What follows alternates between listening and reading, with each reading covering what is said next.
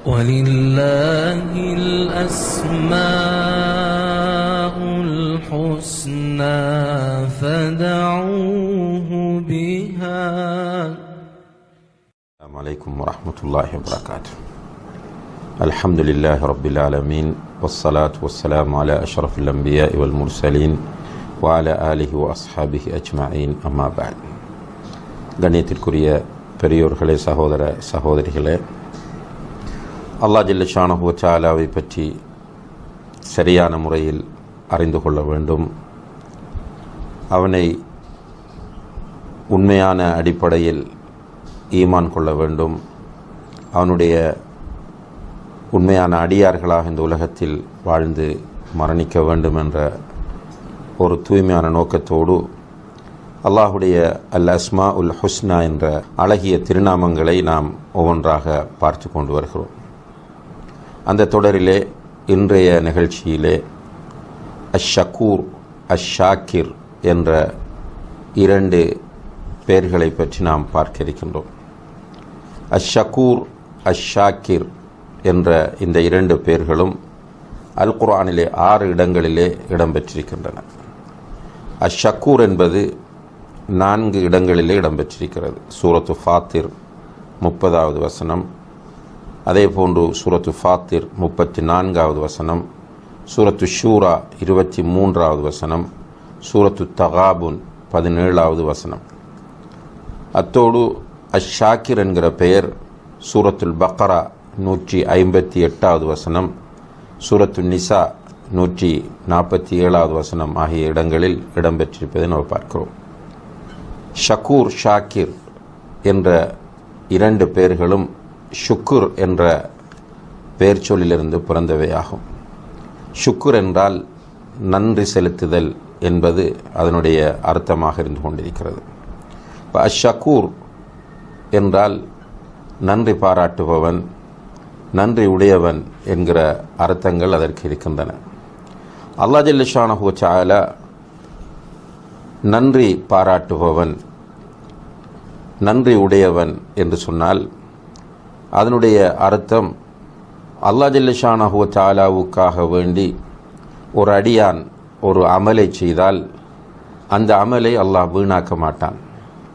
அந்த அமலுக்குரிய கூலியை கொடுப்பதோடு சில நேரங்களில் அதற்கான கூலியை இரட்டிப்பாக பன்மடங்காக அல்லாஹு தஆலா ஆக்கி கொடுப்பவன் என்பது அதனுடைய அர்த்தமாக இருக்கிறது. இந்த ஷக்கூர் என்கிற பெயர் வரக்கூடிய வசனங்களை நாம் எடுத்து பார்க்கிற போது அல்லாஹ் ஜல்ல ஷானஹு வ தஆலா நல்லடியார்களுக்கு கூலி கொடுக்கிற, அவனுடைய அருட்கொடைகளை அதிகமாக வழங்கக்கூடிய அல்லது கூலியை இரட்டிப்பாக்கக்கூடிய அர்த்தத்தோடு சொல்வதை நாம் பார்க்கலாம். உதாரணமாக சூரத்து ஃபாத்திர் 30வது வசனத்தை நீங்கள் எடுத்து பார்த்தால் லியோஃபியஹும் உஜூரஹும், அவர்களுடைய கூலியை நிறைவாக கொடுப்பதற்காகவும், வயசீதஹும் மின் ஃபத்லிஹி, அவனுடைய அருட்கொலைகளை அவர்களுக்கு அதிகமாக கொடுப்பதற்காக வேண்டியும் என்று சொல்லிவிட்டு இன்னஹு கஃபூருன் ஷக்கூர், நிச்சயமாக அல்லாஹு தஆலா கஃபூராகவும் ஷக்கூராகவும் இருக்கிறான் என்று அல்லாஹு தஆலா சொல்லி காட்டுகிறான். அப்போ இந்த இடத்தில் கூலி கொடுப்பது, அதை அவனுடைய அருட்கொடைகளை அதிகமாக கொடுப்பது என்பதை அல்லாஹு தஆலா சொல்லிவிட்டு பிறகு ஷக்கூர் என்ற பெயரை பயன்படுத்துகிறான். அப்போ ஷக்கூர் என்றால் கூலி கொடுப்பது, அதிகமாக கொடுப்பது என்பதை இந்த வசனம் நமக்கு சொல்கிறது. அதே போல சூரத்து ஃபாத்திர் 34வது வசனத்தில் வகாலுல் ஹம்துலில்லாஹி அல்லதி அத்ஹப அன்னல் ஹஸன் இன்ன ரப்பனா லகஃபூருன் ஷக்கூர், அவர்கள் அல்லாஹுக்கே எல்லா புகழும் என்று சொன்னார்கள், அந்த அல்லாஹ் எங்களை விட்டு கவலைகளை போக்கினான், நிச்சயமாக எங்களுடைய இரட்சகன் கஃபூராகவும் ஷக்கூராகவும் இருக்கிறான்.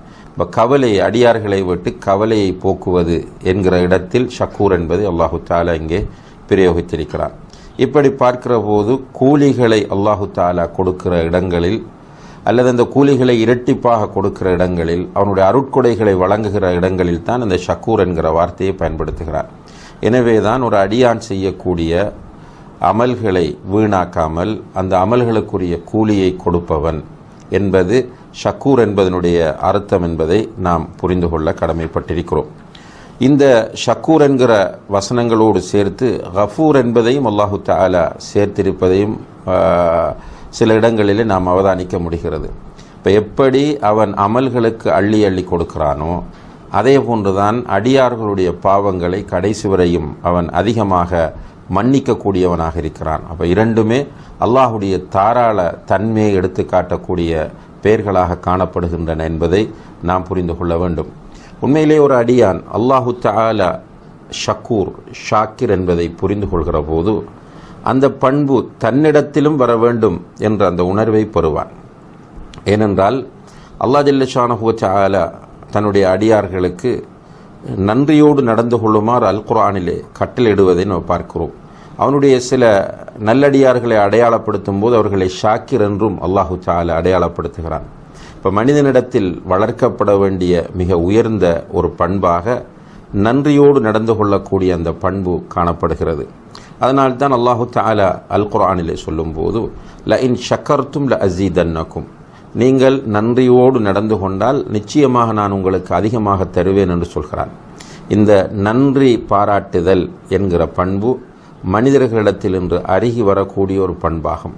இந்த பண்பை இந்த பெயர்கள் மனிதனிடத்தில் கட்டி எழுப்புவதற்கு வழி செய்யக்கூடியவையாக இருந்து கொண்டிருக்கின்றன. கட்டாயமாக நம்முடைய சந்ததிகளை, நம்முடைய பிள்ளைகளை நன்றியோடு நாம் உருவாக்க வேண்டும். அல்லாஹுக்கு நன்றி உள்ளவர்களாக, பெற்றோருக்கு நன்றி உள்ளவர்களாக, பிற மனிதர்களுக்கு நன்றி உள்ளவர்களாக, அவர்களுக்கு கற்றுத்தரக்கூடிய ஆசிரியர்களுக்கு நன்றி உள்ளவர்களாக, உதவி செய்யக்கூடியவர்களுக்கு நன்றி உள்ளவர்களாக நம்முடைய மக்கள் உருவாக்கப்பட்டால் உலகத்தில் ஒரு அழகிய நிலை தோன்றும் என்பதிலே எந்த விதமான சந்தேகமும் இல்லை. எனவே அல்லாஹுடைய அஷாக்கிர் அஷக்கூர் என்ற இந்த இரண்டு பெயர்களும் அல்லாஹ் நன்றியுடையவன் என்ற கருத்தை தருகிற அதே நேரத்தில் அடியார்களிடத்திலும் இந்த பண்பு வர வேண்டும் என்பதை வலியுறுத்தக்கூடியதாக இருக்கிறது. எல்லாம் வல்ல அல்லாஹ் ஜல்ல ஷானஹு வ தஆலா என்றென்றும் நன்றியோடு நடக்கக்கூடிய நல்லடியார்களாக நம்ம எல்லோரையும் ஆக்கி அருள்வானாக. வ ஆஹிரு தஅவானா அனில் ஹம்துலில்லாஹி ரப்பில் ஆலமீன். வஸ்ஸலாமு அலைக்கும் வரஹ்மத்துல்லாஹி வபரகாத்துஹு.